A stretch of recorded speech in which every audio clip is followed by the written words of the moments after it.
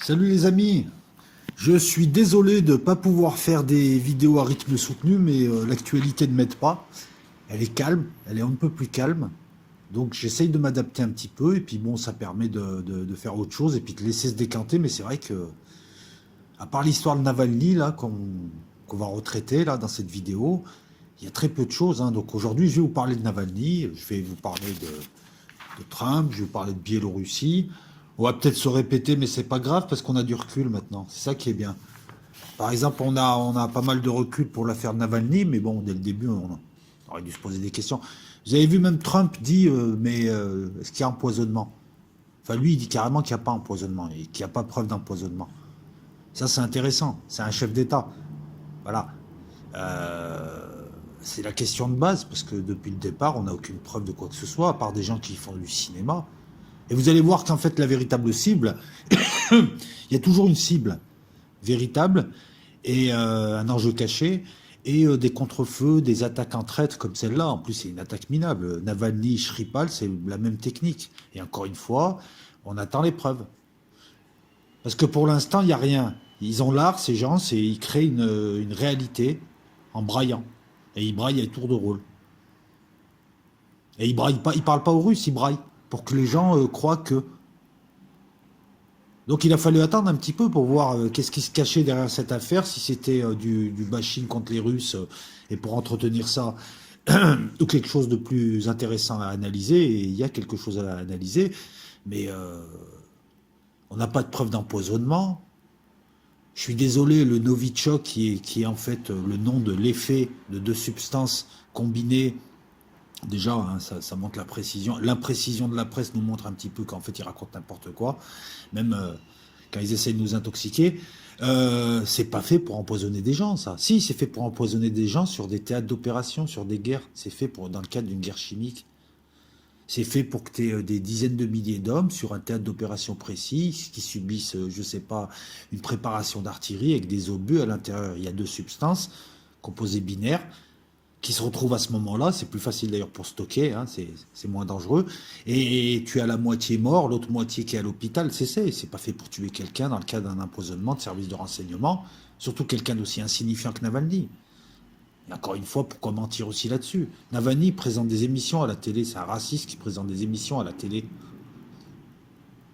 qui fait des affaires, et qui a beaucoup d'ennemis aussi dans la société civile russe, hein. Il y a une mafia russe, tiens, pourquoi on ne les hoque pas aussi? Parce que de toute façon, il n'y a pas d'empoisonnement. Skripal, c'est la même technique. Le type a disparu. Tu vois, c'est des types quand même qui. Navalny, c'est un drôle de dissident. Il doit vachement souffrir. C'est un homme d'affaires en Russie. Il a des gardes du corps. Il présente des émissions télé. Alors qu'on pourrait couper la chaîne de télé hein, si Poutine était méchant. Navalny, qu'on pourrait descendre facilement. Hein, tu sais, l'avion tombe. Il n'y a plus de Navalny. Tout le monde pleure et personne ne sait ce qui s'est passé. C'est facile de le tuer, Navalny. Tu fais tomber son avion et c'est réglé. Hein. Et ça, les Russes peuvent le faire. Hein. Ça leur pose pas de problème. Mais pourquoi le faire pour lui? C'est un type comme Skripal qui était dans leurs mains, qui a aucune valeur. Il fait 3% aux élections. C'est voilà, les Russes le connaissent, mais c'est pas. Les Russes votent plus à l'extrême droite ou à la droite, dure, nationaliste ou patriote, appelle ça comme tu veux, qu'un type comme lui. C'était juste le premier coup, Navalny, d'une attaque pro-OTAN et d'une arnaque aussi. C'est simple, hein. L'objectif stratégique, c'est que l'Europe ne soit pas accouplée à la Russie. Il faut toujours qu'il y ait une séparation, parce que l'Europe est réservée aux USA. C'est un grand marché de consommateurs et de producteurs de richesses qui doit servir aux USA. Voilà comment l'Europe est vue, voilà pourquoi on ne veut pas d'une Europe de la défense, voilà pourquoi on ne veut pas d'une Europe politique, et on a confié ça à des Gauleiters, dont Merkel qui dirige l'Europe, et en numéro 2, tu as Macron, son larbin. Les Anglais connaissent la mascarade, eux ils sont sortis, ils ont compris, ils sont souverains les Anglais. On aura beau dire, mais ils sont souverains. Et puis j'ai pas l'impression que ce soit la faillite chez eux là, alors qu'ils sont sortis. Bref, l'Allemagne c'est le gros morceau. Et il y a une tendance en Allemagne avec Schröder et compagnie de se dire, mais attends, nous on est Allemands, ce qui arrange l'Allemagne, le peuple allemand, c'est de travailler avec tout le monde, et notamment de travailler avec les Russes. Faisons-le. Le problème de l'Allemagne, c'est comme l'Italie, c'est que depuis 1945, c'est aux mains de l'OTAN, de la CIA, du nouvel ordre mondial. Ça fait partie des pays où les réseaux Gladio dirigent toujours, d'une certaine manière. Alors, ils s'appellent peut-être pas Gladio, mais... Et l'Allemagne, il y a un truc sur lequel elle n'a jamais lâché, donc, c'est bon, qu'elle continue à être protégée par l'OTAN. Ça, Trump ne veut plus la protéger parce qu'elle se fait protéger gratos et elle dirige en contrepartie. Écoute, pour te donner un peu le degré de docilité, c'est les services allemands et c'est Merkel qui a voulu que les Américains espionnent les Allemands parce que les services allemands ne peuvent pas constitutionnellement espionner leurs propres ressortissants. C'est eux qui ont demandé à faire passer leur pays dans le programme Prisme de la NSA et compagnie. C'est pour ça qu'elle ne s'est pas trop plainte lorsque l'affaire a été révélée. C'est pareil pour Hollande et Fabius. Lorsqu'on a su qu'Hollande était espionné par la NSA, il n'a pas trop crié parce qu'il le sait. Et il sait que toute la France est espionnée par. Il y a un degré de docilité. Mais il y a une résistance, il y a quelques petits points. Et il y a un point important, c'est la souveraineté énergétique. L'Allemagne, on lui a 1000 euros. C'est une sorte de Schmark dirigé. Donc, elle a plus ou moins, on va dire, elle dirige plus ou moins sa monnaie, qui n'est pas sa monnaie. C'est la monnaie qu'elle nous a imposée. L'Allemagne se débrouille pour géopolitiquement n'aller nulle part ou être bien derrière, à prêter des camions pour pas s'embrouiller avec les gens et à vendre à tout le monde.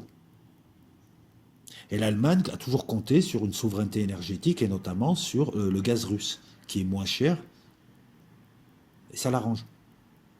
Et depuis un certain temps, depuis quelques années, il y a une pression notamment faite par les pro-OTAN en Allemagne. Vous allez voir qu'ils sont très très hauts, ils sont dans le gouvernement. L'affaire Navalny, c'est Merkel qui résiste aux pressions américaines pour ne pas acheter du gaz américain et pour ne pas arrêter Nord Stream. C'est ça. C'est plus une attaque contre Merkel, en fait. Enfin, c'est une attaque contre Merkel et contre la Russie, mais c'est plus une attaque contre Merkel. Quand tu analyses bien, tu pousses l'analyse. Ça permet ensuite de lui mettre la pression. La Russie vend du gaz, elle utilise des pipelines pour le déplacer. Elle s'est aperçue dans les années 90 qu'un pipeline ou deux, c'était pas bon, ça passait à travers des pays instables comme l'Ukraine et qu'à un moment donné, ces pays-là allaient refuser de faire passer le gaz russe. Elle s'est mise à étendre ces pipelines, à les diversifier, à les multiplier, South Stream, Nord Stream 1, Nord Stream 2, etc. Comme ça, elle ne dépend plus de personne. Nord Stream 2 permettait à l'Allemagne d'avoir une souveraineté énergétique et de toucher beaucoup d'argent. L'Allemagne allait devenir le hub énergétique de l'Europe. Donc, excuse-moi, les relations, sur ce plan-là, les relations entre l'Allemagne et la Russie sont intéressantes et enrichissent l'Allemagne. Pour le peuple allemand, c'est bon, ça. Et ça, Merkel le sait, elle ne peut pas lâcher complètement. Navalny, c'est le gars, il prend une pastille qui donne certains symptômes, il se met à vomir, il se met à avoir les yeux révulsés, tu sais, comme dans Evil Dead, non pas Evil Dead, dans L'Exorciste, la fille qui a les yeux qui tournent, tout ça, et à la fin, mais attends, juste avant de poursuivre, j'ai envie aussi de poser une question, mais élémentaire.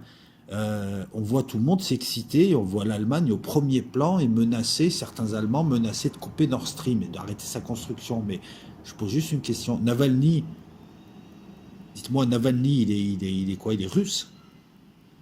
L'incident ou le délit, ou peu importe ce que c'est, hein, moi je pense qu'il n'y a pas eu empoisonnement. Il s'est passé où, au fin fond de la Sibérie? En quoi ça concerne l'Allemagne, l'OTAN, le Sénat américain qui ouvre sa gueule, Macron, tout ça? Je ne comprends pas. Ils parlent d'attaque chimique, ils parlent de saisir l'OIAC. Le truc qui surveille les pays quand il y a des guerres chimiques, tu sais, quand le mec il s'énerve, il balance quelques grenades, t'as 1000 morts. Navalny, c'est une attaque contre Merkel et son gouvernement parce que c'est très simple. Hein. Ils ont attendu un petit peu, ils ont joué leur partition. On est dans la quatrième phase. Je vous avais parlé des 3 phases précédentes. La quatrième phase, c'est maintenant des politiques allemands comme le chef de la commission parlementaire, Rottweiler, je dirais. C'est le chef de la commission parlementaire. Il est au Parlement, il est censé représenter les Allemands. Lui, il veut réexaminer les accords entre l'Allemagne et la Russie concernant Nord Stream 2 et il veut même refuser la construction de Nord Stream 2, c'est-à-dire priver les Allemands de gaz pas cher et de distribuer du gaz russe sur toute l'Europe. Ça devient un distributeur. Tu sais, c'est un peu, voilà, c'est un peu les cartels qui balancent la marchandise et lui il distribue dans toute l'Europe. Ben ça, il veut pas, lui. Je pense pas que le peuple allemand, à qui on ne demande pas son avis, soit d'accord. Mais le peuple allemand, on les ferait en disant les méchants russes. Et le peuple allemand te dit, mais Navalny, on s'en fout. Même s'il s'est passé un truc, on s'en fout de Navalny. Il n'est pas russe. Et il n'est pas allemand. T'as le chef des partis verts allemands. Ah, les verts allemands, ils roulent en vélo et ils sont inféodés aux USA. T'as le Sénat US qui a appelé à arrêter la construction de Nord Stream en représailles à ce qui a été fait à Navalny. Le Sénat, Sénat démocrate. Hein, on voit qui est qui maintenant, là-bas. Parce que Trump, lui, te dit, il n'y a pas empoisonnement. On voit qui est qui un petit peu. Hein.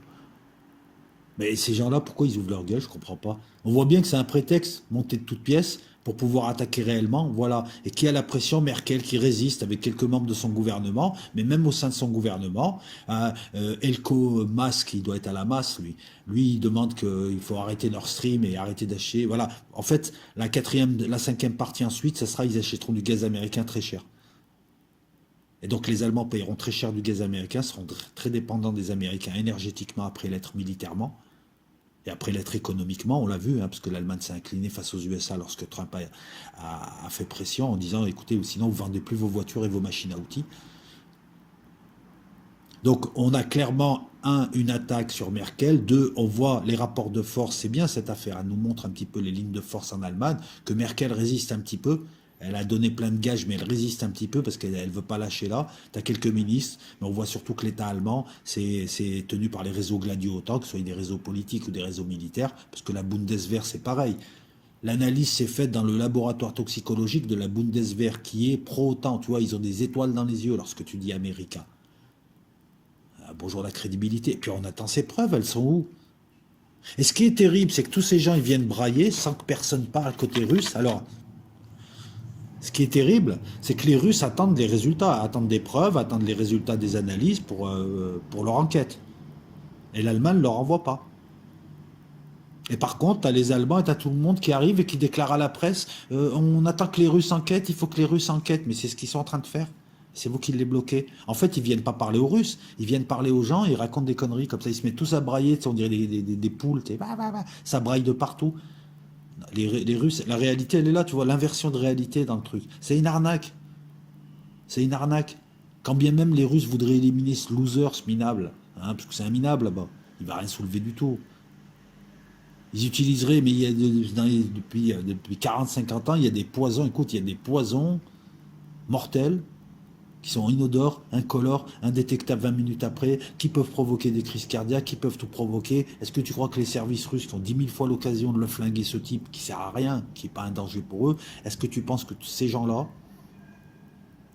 vont aller au fin fond de la Sibérie, tenter un coup je te mets une dragée dans ton thé, dans un aéroport?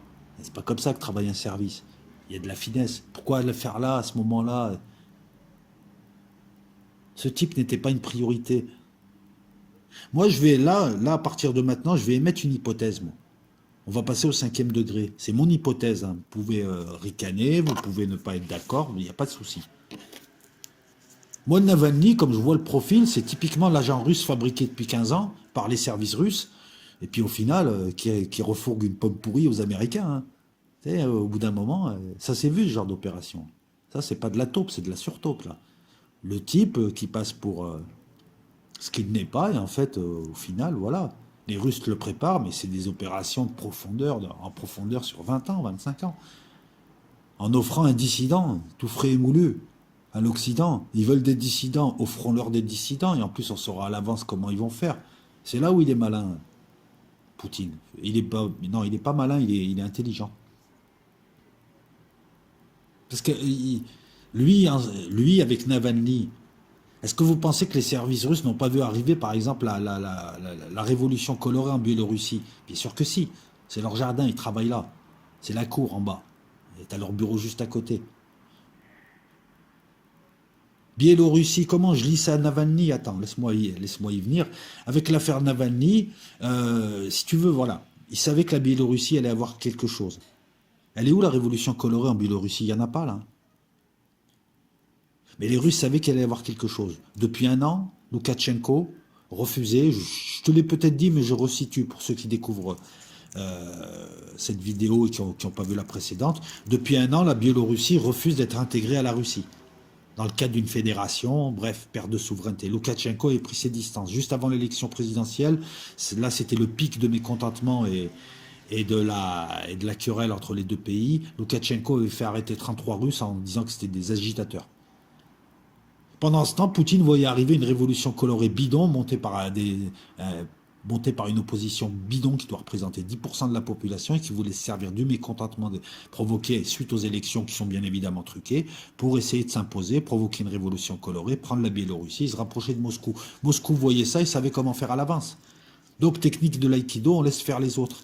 Les autres provoquent une révolution, Loukachenko a peur, il est tout seul, Poutine n'est pas avec lui et l'OTAN en face veut le sortir, veut pas le garder. Donc il se retourne vers Moscou, et des mois, Poutine ne l'écoute pas pendant 3 jours, et puis il passe son 4e coup de fil le 5e jour, on voit les positions de Macron et de Merkel changer, et puis maintenant ils parlent même plus, hein, vous avez vu, ils disent plus rien. Ils ont gueulé un peu au départ, ensuite on accepte la médiation russe, et puis maintenant ils sont retirés tranquillement, il leur a donné une porte de sortie. Poutine est venu voir Loukachenko, il lui a dit hey, c'est qui le barbeau? C'est moi, t'as vu, quand t'es avec moi, t'as pas de soucis, quand t'es pas avec moi, t'es dans la merde. Alors, voilà. Donc depuis, est apparue l'affaire Navalny, qui a remis une couche de pression l'OTAN contre la Russie. Tout ceci a incité donc la Biélorussie à Loukachenko à céder, et l'intégration de la Biélorussie dans une union avec la Russie est en train de se faire, elle est même en train de s'accélérer.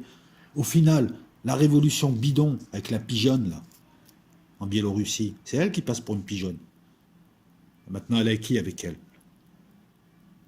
Les pays européens, ben, ils font la géopolitique, on leur demande d'aboyer, c'est l'OTAN, c'est le nouvel ordre mondial, ils leur demandent d'aboyer à tour de rôle, ils aboient à tour de rôle, et ils savent où s'arrêter. Mais finalement, ces deux affaires, elles ont fait quoi? Elles ont fait de Poutine un grand gagnant qui va récupérer, absorber la Biélorussie, et il va obtenir 500 km de glacis sur une grosse partie de sa frontière.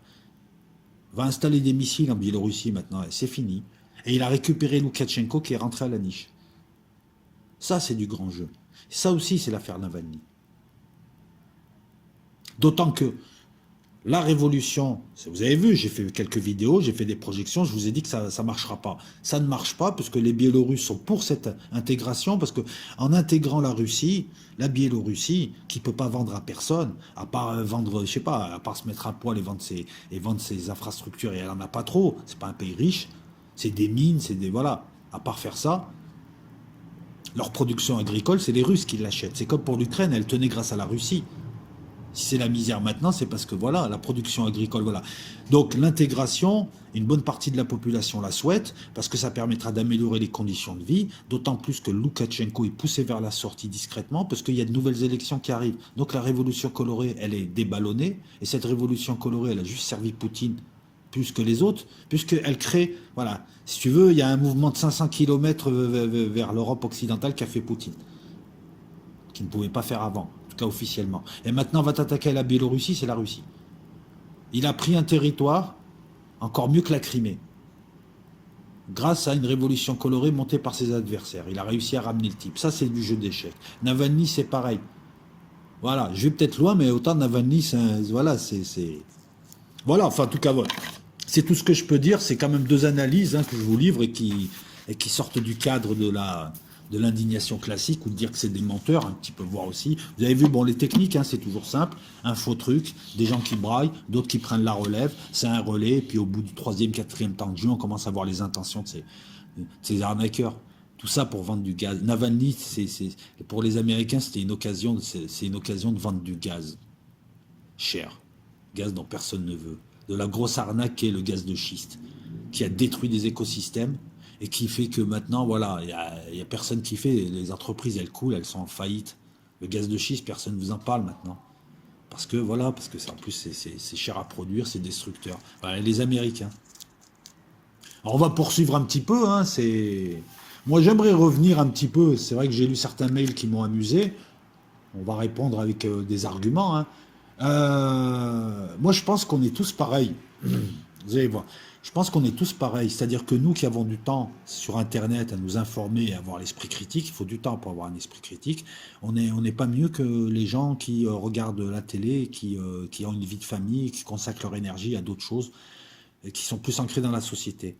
Donc dire par exemple que les gens qui portent le masque sont dociles, je trouve que c'est démagogique.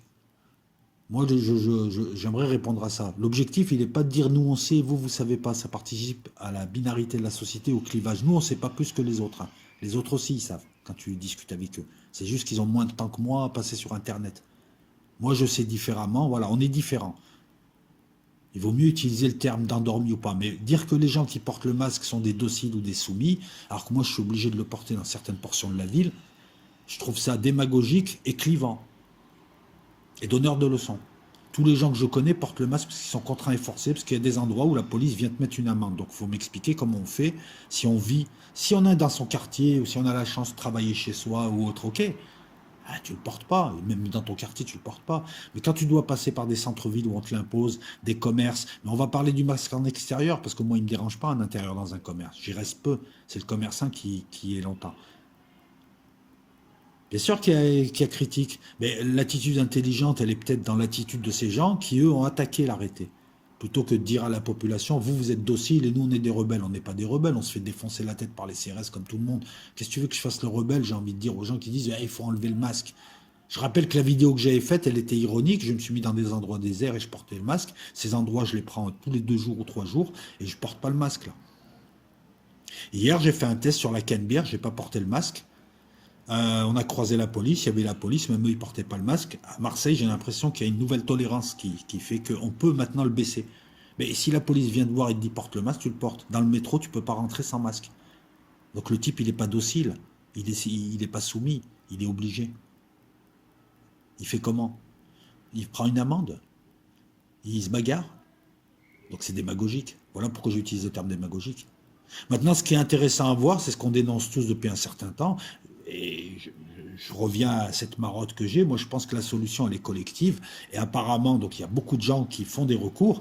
Eh ben, je vous ai parlé, en tout cas pour certains, ceux sur Patreon, du recours pour excès de pouvoir, de l'exception d'illégalité et de la question prioritaire de constitutionnalité. Là, on a vu l'exercice du recours pour excès de pouvoir. Donc tu peux attaquer un acte de l'administration, et notamment un arrêté préfectoral. C'est marrant ces décisions d'imposer le masque dans toute une ville sans discriminer ni les horaires ni les lieux. Elle a été prise par arrêté et pas par décret d'État ou décret en Conseil d'État ou qui a une valeur supérieure. Alors je sais pas, l'arrêté normalement il doit se rattacher à quelque chose, il doit bien se rattacher à un décret. Faudrait que j'aille creuser la piste. Mais c'est intéressant de voir la faiblesse de la norme juridique utilisée, à savoir l'arrêté, pour une décision aussi stupide. On a l'impression qu'ils ont testé. Et donc on a assisté à des retocages, c'est-à-dire que les arrêtés, on a demandé au préfet de réécrire les arrêts, des retocages faits à la suite de recours pour excès de pouvoir exercés par des citoyens. Dans le Bas-Rhin, Strasbourg, à Pau aussi, il me semble, et une troisième ville, et ça va se multiplier un peu partout. Ça, c'est une réponse intelligente que de dire que les gens sont soumis. Non. Faire des recours pour excès de pouvoir dans le cadre d'une association, pas à titre individuel, ça, c'est intelligent. Parce que ça inverse le truc. Au lieu de cliver les gens. Avec le masque, ils nous isolent, ils nous divisent. Ils font des cellules, mais ils défragmentent le corps social. On se parle plus, voilà, tu sors plus parce que tu as le masque, tu vois plus de gens, les bars sont fermés à 23 heures, etc., etc. Sans parler de l'outil d'ingénierie sociale. Ils testent. Et ils testent avec un arrêté. Et ça a été retoqué. Parce que les juges administratifs, comme toute personne de bon sens, leur a dit, vous ne pouvez pas interdire d'une manière. Il ne faut pas que l'interdiction, donc, ça viole une loi. D'ailleurs, constitutionnellement aussi, hein, ça peut s'attaquer, le masque. Tu ne peux pas demander dans toute une ville, quel que soit le quartier, à n'importe quelle heure, à des gens de porter le masque constamment, ça ne sert à rien. C'est une privation de liberté exorbitante. C'est comme ça qu'apprécie le juge administratif. Une mémé qui balade son chien à 2 heures du matin, c'est dans un boulevard vide, tu contamines personne. Il y a des quartiers, voilà, je prends l'exemple de Marseille, à part le grand centre, à part certaines zones aussi, hein, Valentine, les centres commerciaux, les centres de regroupement, il y a des endroits entiers, c'est désert, où tu as très peu de gens, où tu n'as aucun contact. À 11 heures du soir, tu te balades dans certains endroits, pourquoi porter le masque? C'est une privation de liberté exorbitante. C'est ce qu'apprécie le juge, et ça marche. Et c'est ce qu'on disait nous.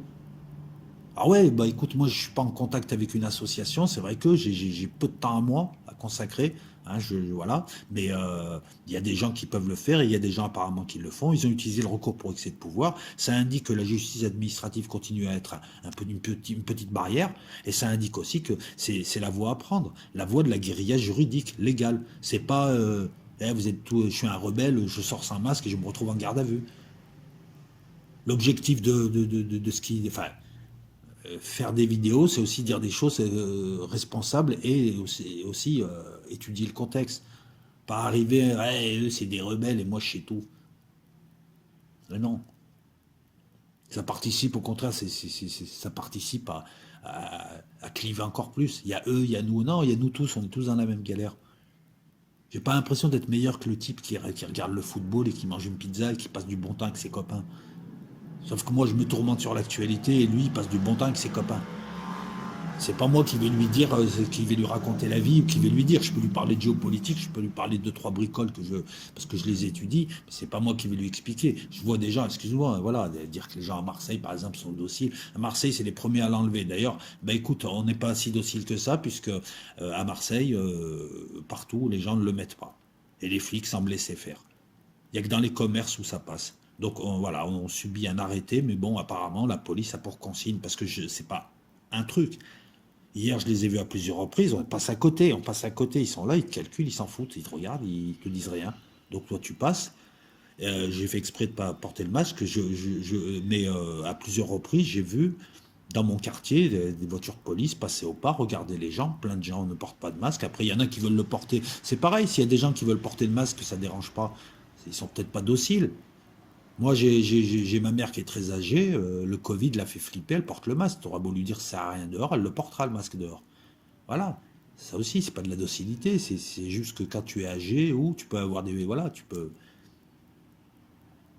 En tout cas, ces histoires d'arrêtés montrent que ça sent le confinement localisé au printemps et qu'ils vont encore s'en servir. Ce qui est sympa, et on va le rapprocher de ça et ça va faire la transition, c'est qu'aux USA, où Trump notamment semble avoir été honnête dans sa gestion du Covid, elle est bidon, mais elle est honnête. Au moins lui, il s'est planté comme plein de gens se sont plantés parce que c'est la première fois que ça arrive. Il a su sous-estimer. Voilà. Il avait un choix à faire entre l'économie et les confinements. Il a choisi l'économie, il s'est loupé, il ne s'attendait pas à ce que ça fasse ça. Mais bref, on va dire que c'est un choix de bonne foi, c'est pas un type qui essaie de nous voler. Le Sénat US, pour une fois, le Sénat US, beaucoup de sénateurs US demandent à ce que les médecins étudient les bienfaits de l'hydroxychloroquine, dans certains cas, selon un protocole donné, qui ressemble étrangement au protocole du professeur Raoult, parce que voilà, hein, encore une fois, Raoult n'a jamais dit qu'il guérissait tout le monde, mais que utilisé d'une certaine manière, tu pouvais sauver des vies. Hein, en plus, ça vaut rien. Donc, ce sont des sénateurs US. Et ce qui serait marrant et ironique, c'est que les USA, finalement, réhabilitent l'hydroxychloroquine. Et là, peut-être que ça réveillera les gens en France pour dire au gouvernement, attendez, mais vous le saviez, là, mais c'est quoi cette histoire là? Vous voulez nous refourguer ça alors que... Parce que leur combine à ces arnaqueurs, et encore une fois, on a une histoire d'argent, il n'y a pas de lézard dans mes histoires, là. C'est des histoires de combine entre gens qui sont aux bons endroits, là où circule l'argent, et qui décident d'en prendre une partie. C'est comme, voilà, c'est comme l'histoire de Navalny, derrière, c'est une histoire de pognon, c'est pas une histoire d'extraterrestre. Non, mais pour éviter les attaques de complotisme, c'est des gens qui pensaient imposer un médicament qu'ils auraient utilisé dans les services hospitaliers, médicaux, mais toi, tu l'aurais pas vu, le médicament. Si tu veux, tu aurais payé sans le savoir. En plus, le Remdesivir, tu vas le payer sans le savoir. L'État va en acheter, tout le monde va acheter des traitements, des trucs hyper chers, toi, tu le verras pas. De temps en temps, tu auras un crétin de médecin qui dira, mais c'est votre mutuelle qui paye, mais c'est moi la mutuelle. Tout est répercuté vers le consommateur. Là, tu as des sénateurs US qui posent la question, ça serait bien, voilà, j'ai l'impression que cette histoire d'hydroxychloroquine, depuis le début, c'est le grain de sable, l'unique grain de sable qui est en train de faire des dégâts et c'est pas fini. Grâce à l'hydroxychloroquine et au professeur Raon, on a vu qui était qui, quels sont les journaux hein, comme Canard enchaîné et autres, on a bien vu aussi. On a vu qui était qui dans la presse, enfin ça a fini de nous le montrer. On a vu carrément les liens incestueux entre Big Pharma et la santé, qui dirigeait, c'était les labos. Et regardez la réaction qu'ils ont lorsque la Russie te dit on a un vaccin Spoutnik, on est voilà dans peu, c'est la population russe qui va en bénéficier. Regardez leurs réactions comme elles sont de mauvaise foi au lieu de s'intéresser c'est tout de suite c'est pas vrai, on comprend pas, c'est faux, c'est bidon. Parce que ces gens travaillent pour Big Pharma.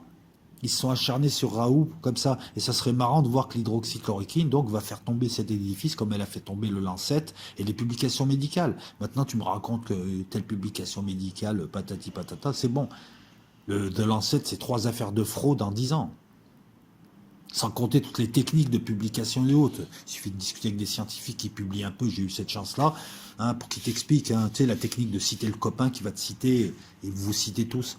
Et comme ça, sur les moteurs de recherche, tu es le premier à apparaître, on va aller lire ce que tu fais, et ainsi de suite. Ah ouais, c'est des techniques. Voilà, ça c'était... je vise personne, hein, on parle en général, hein, je vise personne quand je parle de docilité ou autre, mais ça m'agace un peu, parce que c'est démagogique. C'est une réalité, parce que la réalité, voilà, il faut proposer. Et la seule chose qu'on puisse proposer à l'heure actuelle, c'est des recours. Moi, si je prends une amende, j'invoquerai l'exception d'illégalité. Tout dépend de l'endroit où je serai. Maintenant, bon, il y a aussi un truc, c'est que je ne sais pas comment ça marche ailleurs, mais à Marseille, quand la police intervient, elle te prévient d'abord, elle te demande de... Voilà, et c'est qu'ensuite ils mettent l'amende. Ailleurs, je ne sais pas comment ça marche. La campagne américaine aussi est intéressante, c'est un excellent révélateur. Euh, Elle réunit les conditions d'un révélateur. Dans la mesure où moi j'avais une hypothèse depuis le départ.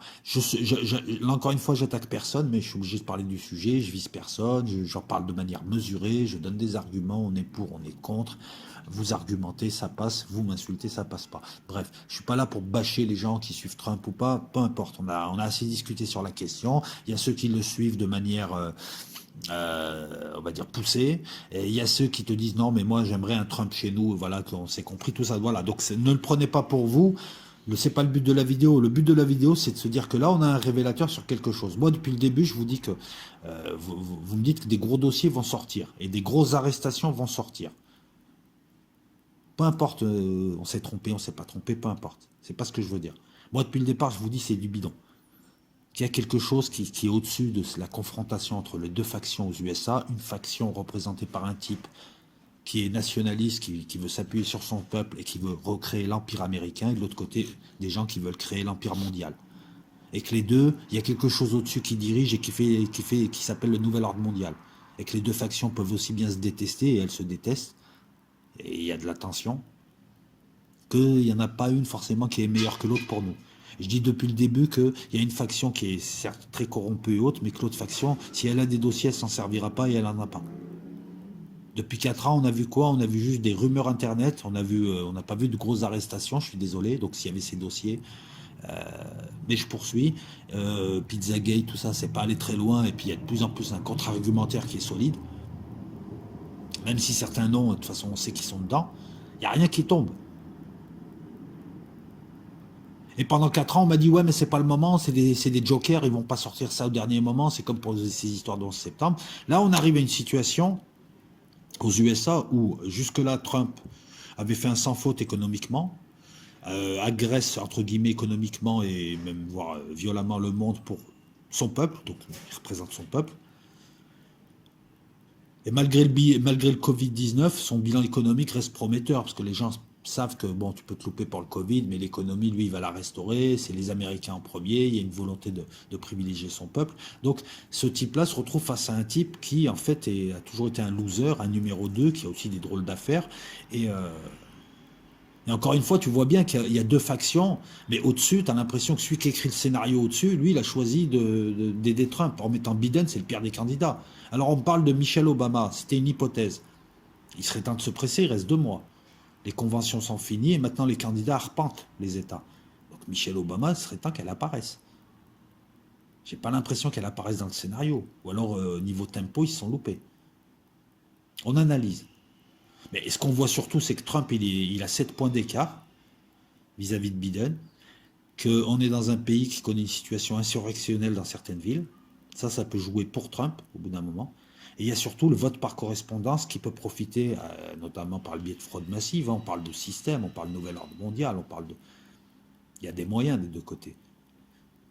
Le vote par correspondance, donc, il y a plus de démocrates qui votent par correspondance que de républicains, ne peut qu'avantager les démocrates, il peut être soumis à des fraudes. Trump a un retard de 7 points. Dans les sondages sérieux, parce qu'il y a aussi des sondages qui vous montrent les opinions des Américains, on s'en fout. Ce qui compte, c'est les projections par État. C'est très serré, ça va jouer sur 11 États, il est en dessous. Il a le Covid. Sur le plan international, je suis désolé, il n'a pas de grand succès. Il a même une politique ambiguë, une politique qui en fait consiste à faire des cadeaux et à utiliser la politique étrangère pour sa politique intérieure. Il s'en fout de l'étranger, il a fait des cadeaux à tous ceux qui pouvaient l'aider à l'intérieur. Et il aurait des dossiers. Il aurait des dossiers, par exemple, qui pourraient impliquer Clinton dans l'affaire Epstein. D'ailleurs, il a été couvert. C'est à ça qu'on voit qu'il y a un système au-dessus des deux candidats, qu'il n'y a pas un bon contre les méchants, qu'il y a encore une fois un clivage. On vous donne à voir ça comme dans une série. S'il avait des dossiers, il n'a jamais été autant en péril, Trump. Il risque de ne pas être réélu. Entre le vote par correspondance, le truc serré, le Covid, voilà. Même si c'est Biden en face, je ne comprends pas d'ailleurs. Biden, c'est le pire choix, mais bon, ils l'ont installé là pour perdre. Mais malgré ça, c'est le moment ou jamais. Parce que sinon, tu es mort politiquement après. Là, on parle de mort politique après. Vous voyez? Donc, on va te tuer, tu as les balles pour tuer ton adversaire, mais tu ne les utilises pas. Pourquoi faire? Pour les garder après la mort? Non. Donc ça montre bien qu'il n'avait pas de dossier, qu'il y avait juste des rumeurs alimentées, avec des sites, des machins. Vous pouvez penser ce que vous voulez de Quanon, moi je pense juste que c'est un exercice d'ingénierie sociale qui a fait patienter les gens pendant 4 ans. C'est tout. Voilà. Quelle arrestation? Voilà, c'est ça. La campagne américaine, au jour d'aujourd'hui, nous permet, donc est un révélateur qui permet de valider mon hypothèse depuis 4 ans, et d'ailleurs elle se précise à chaque fois que Trump fait quelque chose. Voilà, c'est à l'intérieur, t'es américain, il est bien, à l'extérieur là, voilà, et je pense, mais c'est même pas lui, c'est qu'on lui a fait endosser un rôle. Il y a eu un malentendu. En fait, Trump, c'est l'histoire d'un malentendu entre beaucoup de gens et un président qui n'a jamais annoncé ce qu'on lui a annoncé. Il n'a jamais dit tout ça, je suis sûr. Moi, je cherche les déclarations de Trump.